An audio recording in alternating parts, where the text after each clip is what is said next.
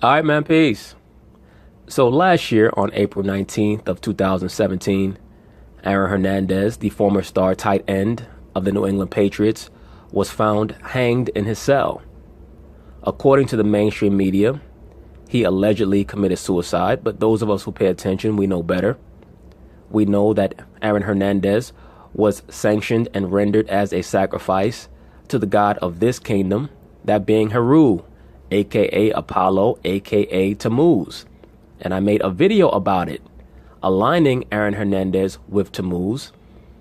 I made the allegation, the statement, that in my view, Aaron Hernandez may have been a monarch athlete.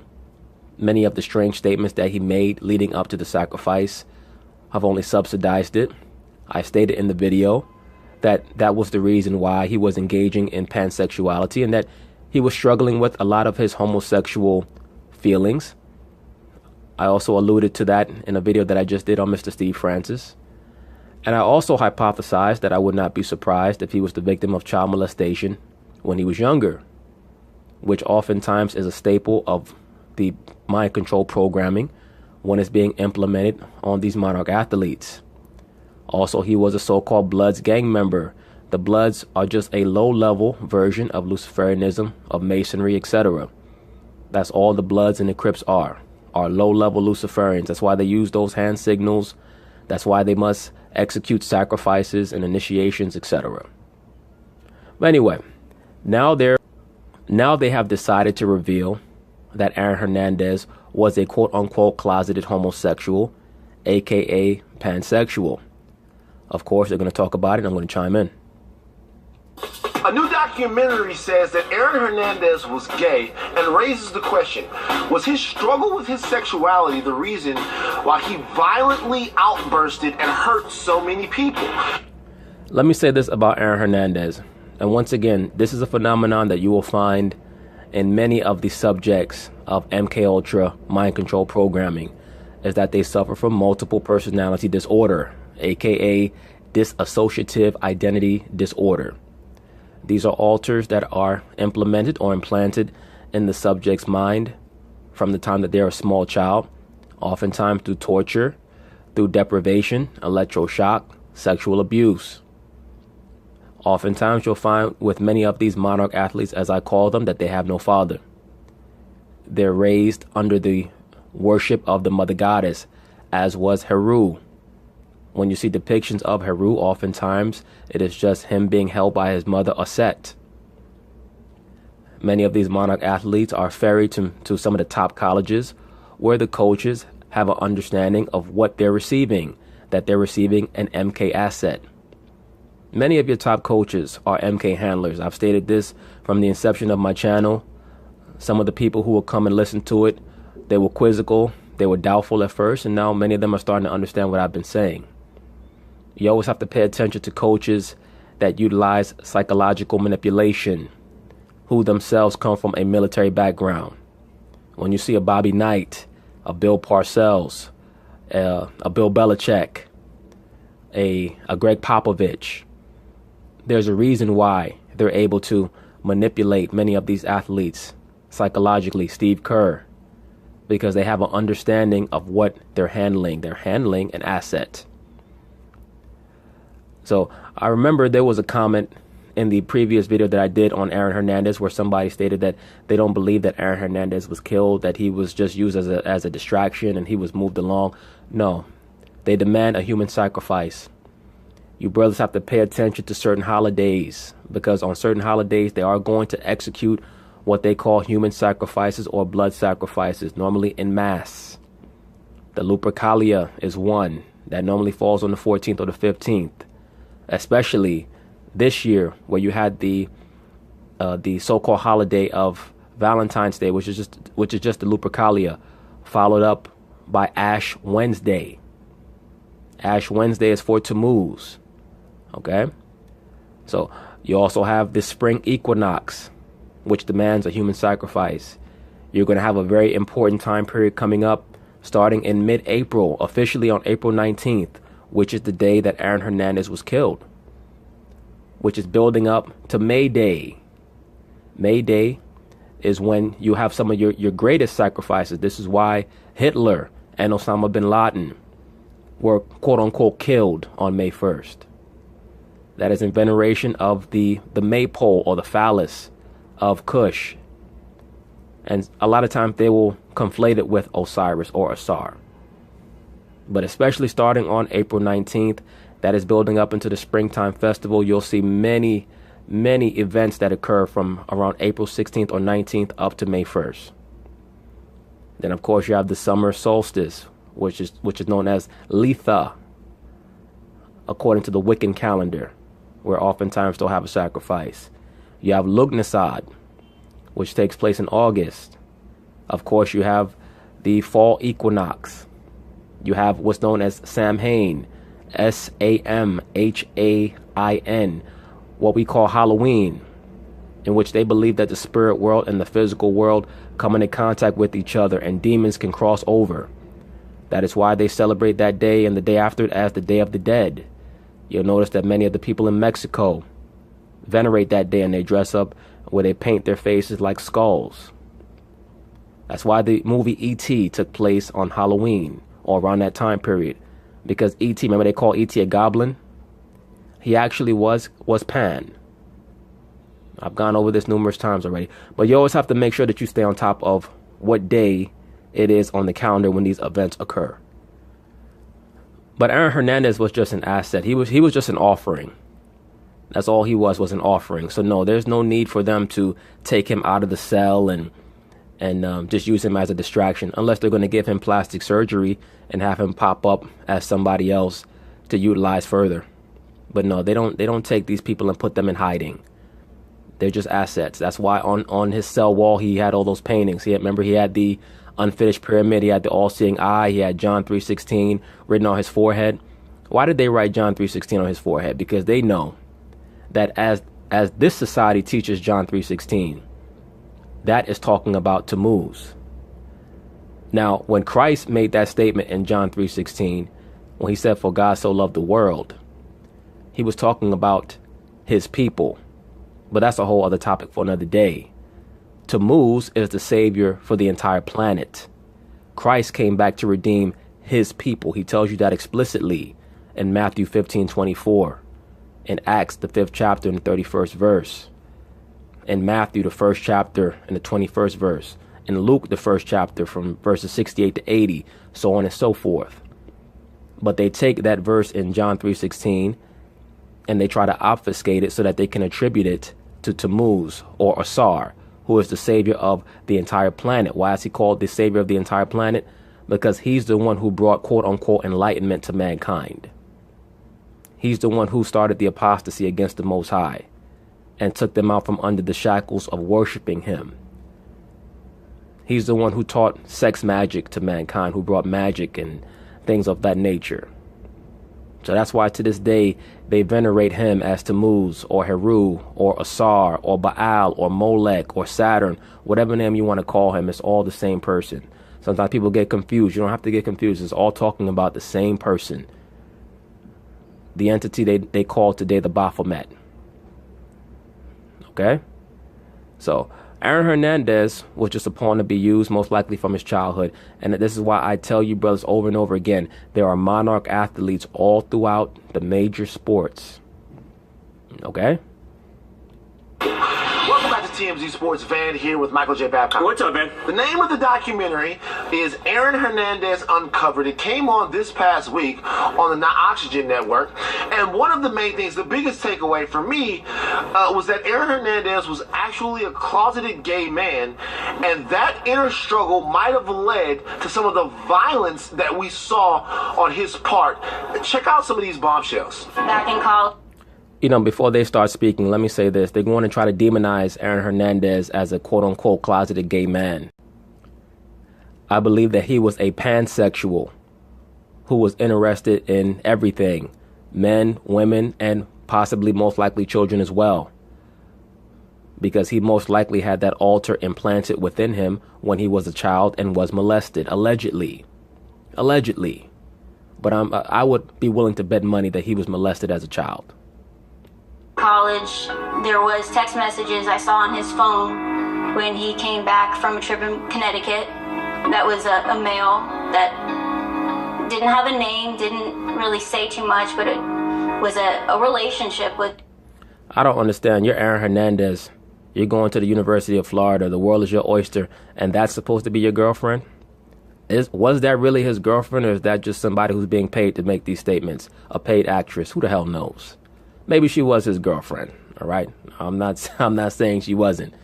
I just believe that he could have did a little better than this. I mean, come on.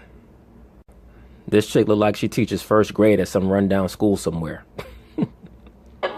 with somebody, and when I questioned about it, he always denied it. And then in one of the letters, he opened up about it, and he did admit to it. Aaron and I talked about his sexuality. This man clearly was gay. Acknowledged the immense pain that it caused him. The reason why it caused him so much pain was because that was an altar that was implanted within him as a child. Once again, I'd be willing to bet that he was molested as a child. All right? Allegedly. But I would be willing to put money down on it. A lot of these grown men who are tortured by so-called homosexual feelings is really just a demon that was implanted within them when they were molested, when they were sexually assaulted as little children. They may not even cogently remember what occurred. They may not even have any type of strong memory about what occurred, because a lot of times when the subject is put through any type of psychological trauma, the brain functions so that it will take that memory and put it in the subconscious somewhere where you cannot retrieve it, so that you can keep living your life in some type of functional manner. But I would not be surprised just looking at how he conducted himself, the wanton violence, the multiple personality issues that he seemed to suffer from, that he was the victim of some type of purposeful, let me add that, purposeful sexual abuse to implant some alters within his mental framework. I think that he also came out of a culture that was so negative about gay people that he exhibited some self-hatred. Wow. That, of course, was one of Aaron's ex-girlfriends from college and one of his attorneys.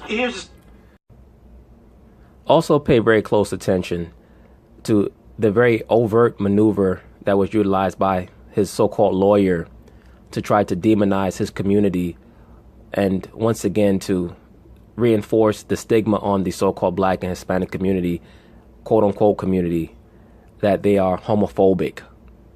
This is something that is pushed in the mainstream media, especially the liberal media, to try to shame the quote-unquote Black and Hispanic community into being more gay-friendly, quote-unquote. When in fact, the so-called Black and Hispanic community is probably the most gay-friendly of any community on the planet. So-called community. I've stated this over and over again. There are out-and-out homosexuals, dykes that walk down the street in every hood in America, and they have less of a chance of getting jumped, beat up, or robbed than the average so-called black man. Particularly if you're an average so-called black man on a block where the people there are not familiar with you, or you're wearing the wrong color, or they just are looking at you with a suspicious eye. As a regular heterosexual black man, you have a far greater chance of being attacked than you would if you were a homosexual or a lesbian, an out-and-out bull dyke lesbian. Here's the situation. If you look at Aaron Hernandez's entire upbringing, Yeah. having gone up in Connecticut in a gang-infested area. Bristol area, very tough area. Right, and then having moved on to be a huge football player, it doesn't seem like he would have much of a safe haven to talk about these issues in either place, and maybe that led to some of the strife that led him to go up deep in. The reason I can't buy this is because in the NFL and the NBA, how many of the players come from bad neighborhoods, from rough neighborhoods, and we know that not everyone who is gay in these leagues is out. In fact, almost everybody who is gay is not out, who plays football or basketball, and we don't see these violent tendencies in those people. We don't see them murdering other people. Because, Babcock, you're finally saying something intelligent, which you very rarely do. This whole quote-unquote gay storyline, and he was embarrassed about his homosexuality, they're trying to use this little narrative to bolster the theory that that is the reason why he, quote unquote, committed suicide, as opposed to what actually occurred, which is that he was a human sacrifice to Tammuz on April 19th. Please understand that from April 19th to May 1st is when you have a series of days that are meant to commemorate the earth, nature, vegetation, the animals, because the god Tammuz was associated with vegetation and rebirth, and he was supposed to be the reincarnated spirit of Baal, or as he was known in ancient Kemet as Asar. Heru was oftentimes depicted as being green-skinned, as an allusion to him being the vegetation god. Once again, Aaron Hernandez was implanted with that altar as Tammuz. That is why he hung himself on April 19th, or why he was hung on April 19th, which is just as likely, if not more likely, that he was killed on that day and had a lot of those drawings put in his cell to let those in the know understand what he was. Oh, by the way, do you know that on April 19th, I believe it was 2 years ago or 3 years ago, in Times Square here in New York City, they rebuilt the Arch of Baal, or they rebuilt arches in Times Square that were meant to mimic the temple of Baal in ancient Syria. Once again, brothers, you're going to come to find that the true spiritual leanings of the upper crust, of the elite, of many of those in the know in this society and across the world, is the worship of Nimrod, who's known by different names across various cultures. Why do I keep repeating these things? Because when you understand the motivations, the spiritual beliefs of these people, then you're no longer confounded by certain things that occur. It's very important that you understand the whys of things, not just the whats. You have to understand the whys, because when you understand why people do certain things, then you can outwit them. Then you won't be always so quizzical and confounded. You won't be rendered emotionally unstable. Very important that, especially that the so-called black man maintain his mental stability in these last days.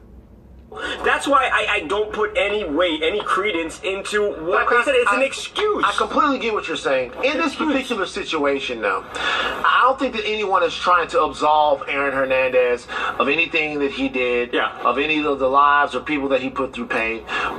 Yeah, he was just a flesh and blood robot. He was a flesh and blood android. Very much not in control of the spirits that were within him, that were implanted within him, most likely from when he was a child, and was adulterated, allegedly.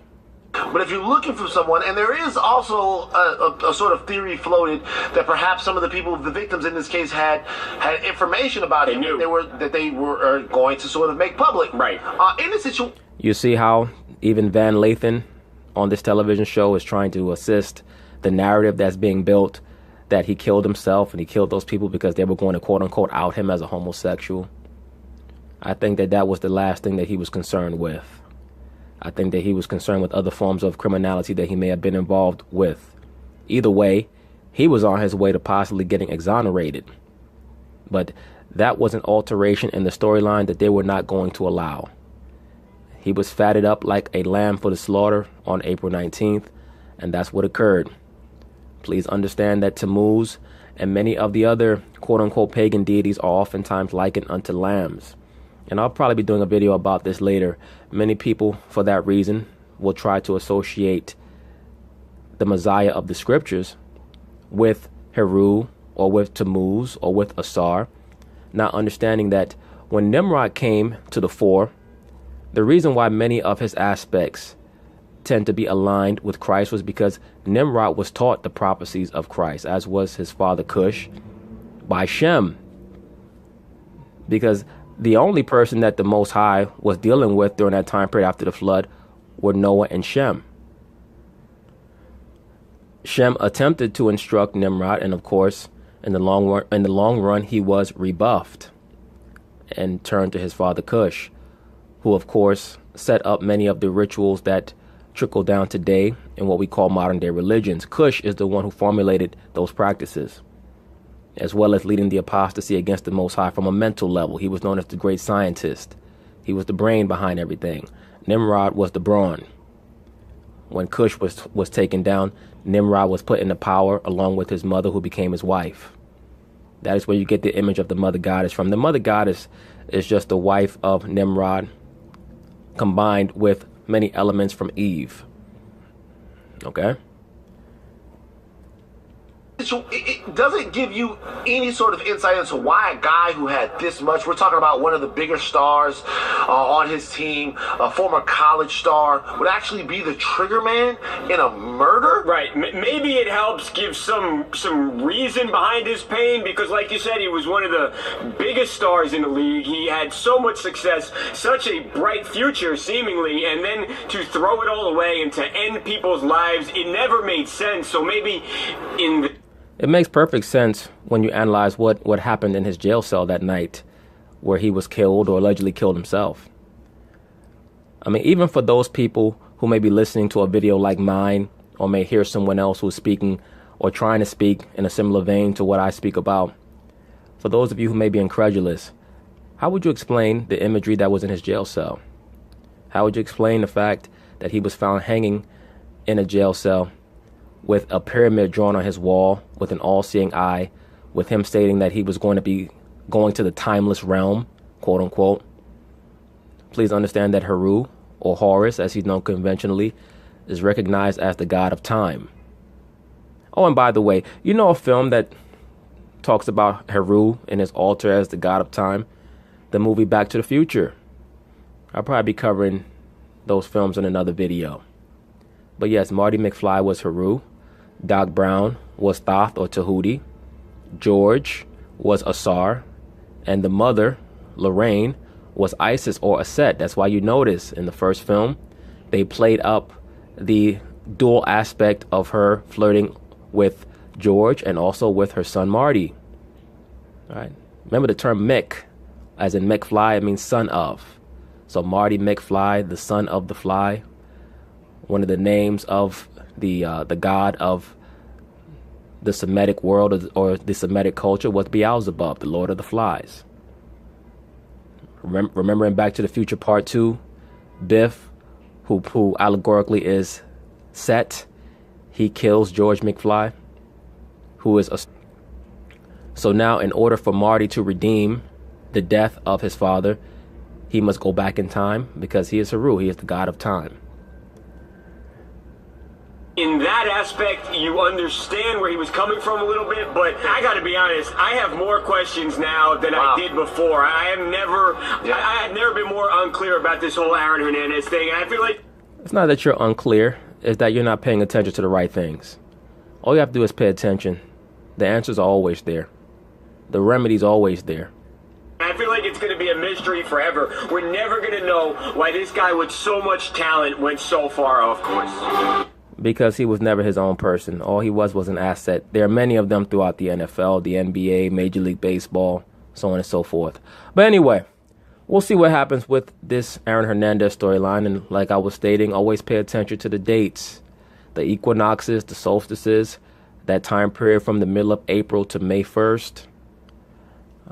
And don't be worried or don't be scared. But that's why I always tell you, brothers, you have to put your faith in the Most High, man. Put your faith in the Most High. Order your life to the best of your ability. Be by yourself until you get your shit together. And then you dwell with a woman according to her ability to respect you. And everything will start to go much smoother. All right, man, peace. So I decided to create an epilogue for the Aaron Hernandez video that I did, just to provide some context to some of the sentiments that I touched on in the video, particularly pertaining to the notion that brothers should be aware of the significance of certain dates on the calendar that are venerated by the upper crust of this society, of the world per se, that strictly adhere to the Wiccan calendar, what's known as the Wheel of the Year. The spring equinox, the fall equinox, the summer and winter solstice, Lupercalia, so-called Independence Day, which can run anywhere from July 4th to July 20th, which normally is meant to commemorate the return of the Sirius star moving in conjunction with the sun. Basically, the mother god is holding the hand of Heru, her son, so on and so forth. These are things that brothers should be acutely aware of, because when these events are executed on these days, it's used to confuse and to traumatize the masses of the people. But when you're aware of these things, then you're able to put them in proper context and maintain your mental stability, which is very important in these last days. So I mentioned the event that occurred, or the events that occurred on May 1st, in which allegedly Adolf Hitler and Osama bin Laden were killed on those days. And I'm not going to go back and forth over whether they were actually killed or not. They were both assets of the overall global government. Both Adolf Hitler and Osama bin Laden were operatives of the overall global government. Adolf Hitler himself was an asset of MI5. He was also a theosophist. He was utilized to execute a trial run on what the quote-unquote global elite eventually want to execute later on down the line on a global scale, which is to round the people up and put them in concentration camps. They just need a pretext to do it. Osama bin Laden, for those of you who don't know, but many of you brothers know this already, was closely associated with the CIA and was utilized in the proxy war that America was fighting against Russia during the 1980s. That's how he came into power. Point being is this: both of them were quote-unquote removed on May 1st. I'm not going to go back and forth with brothers over whether or not they were actually killed or not. We all know about Operation Paperclip, Operation Rat Run, in which many of the most affluent Nazi dignitaries and scientists, etc., were ferried out of Germany, many of them brought to South America, particularly Brazil, Argentina, Bolivia. Many of your top Nazi social engineers were grafted into the American government, where they were the formulators and the creators of institutions like the CIA, NASA, etc. Osama bin Laden was used to act as the figurehead of quote-unquote Al-Qaeda, which basically just means the database, was a front for a lot of CIA machinations in the Middle East. Now, if you're going to personally ask me if I think that Adolf Hitler and Osama bin Laden were actually killed on those dates, I would say most likely no, if for no other reason than the fact that both of them would have had essential information that would have needed to be debriefed before they were removed. That is totally disparate from an Aaron Hernandez, who basically was just cattle for the slaughter. Point being is this: according to the official record, both Adolf Hitler and Osama bin Laden were killed, quote unquote, on May 1st, 66 years apart. Which should just go to show, brothers, how in advance they want to make sure that they script things out. And when I say script things out, yes, they build people up to take them down.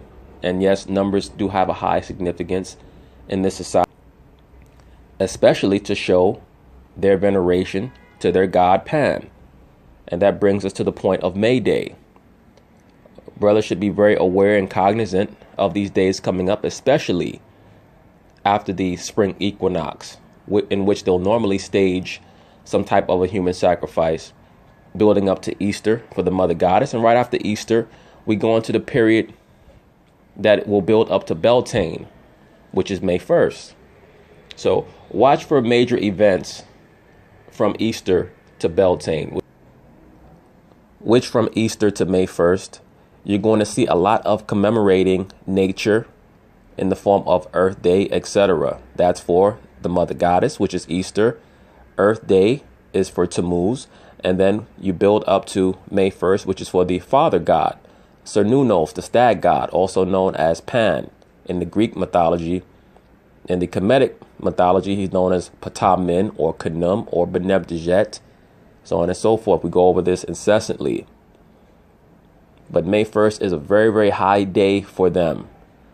So let's read this article. Let's get some understanding. This is on the time.com website. As we can see at the top, it says trending now, Jay-Z raps with a 12-year-old. As I told you brothers in a previous video, Jay-Z is the high priest of the American entertainment industry.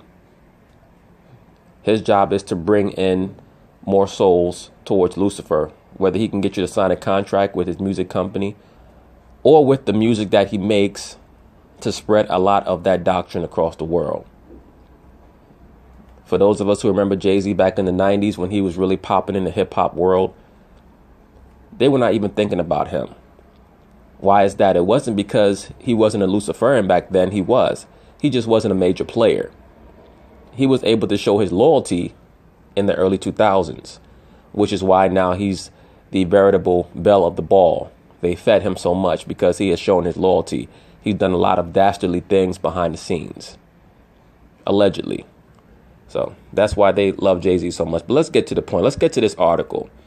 It says May Day, both Hitler and bin Laden announced dead on May 1st. You notice it doesn't say they were killed on May 1st. It says that they were announced dead on May 1st because they know that both of those men were assets on a whole other level from an Aaron Hernandez. Why is that? Because those men had a lot of essential information that they needed to be debriefed of.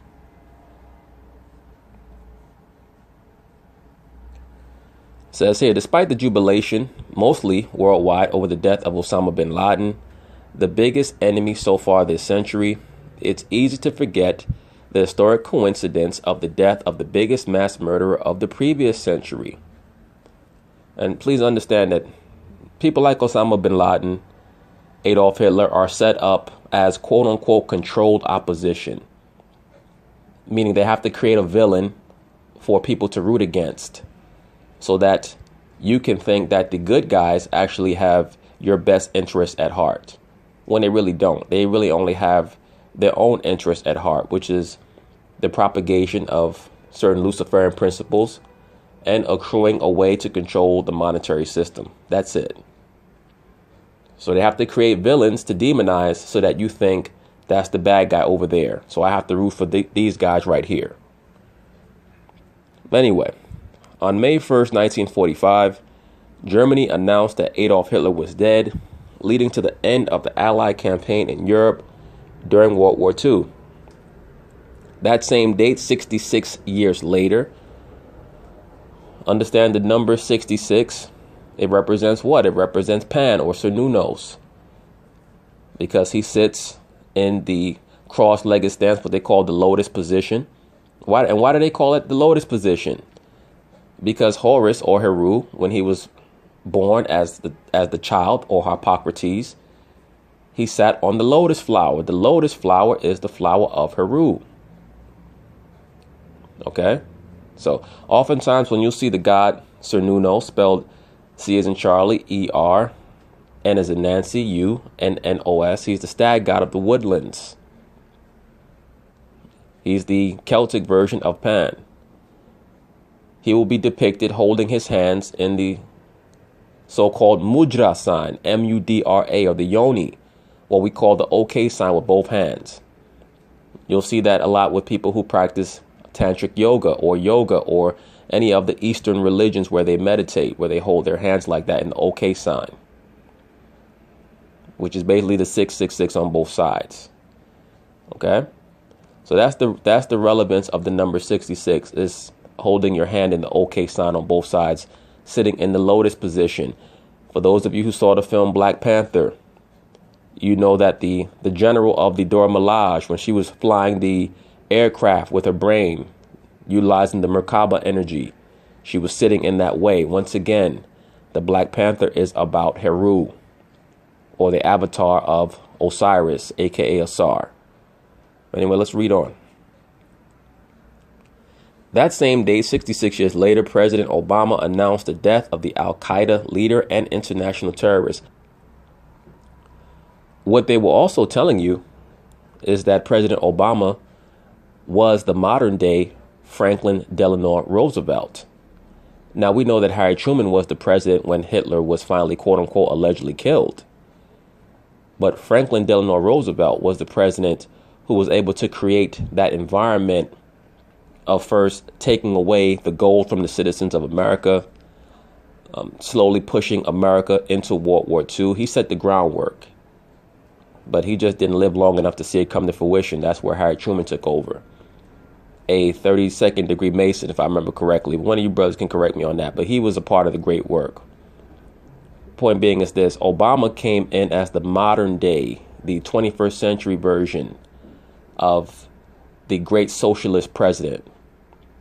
That was his job. That's why they allowed him to be the president, to oversee the taking down of Osama bin Laden, who was supposed to be the modern day Adolf Hitler, or represent that.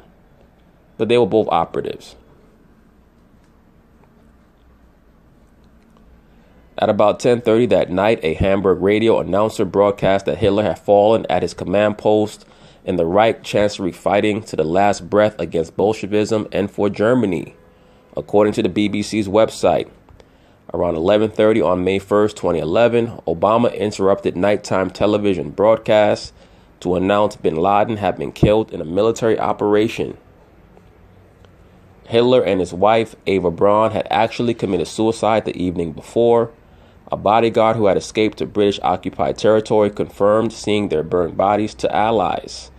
Germany surrendered on May 7th. World War II is a very, very deep rabbit hole.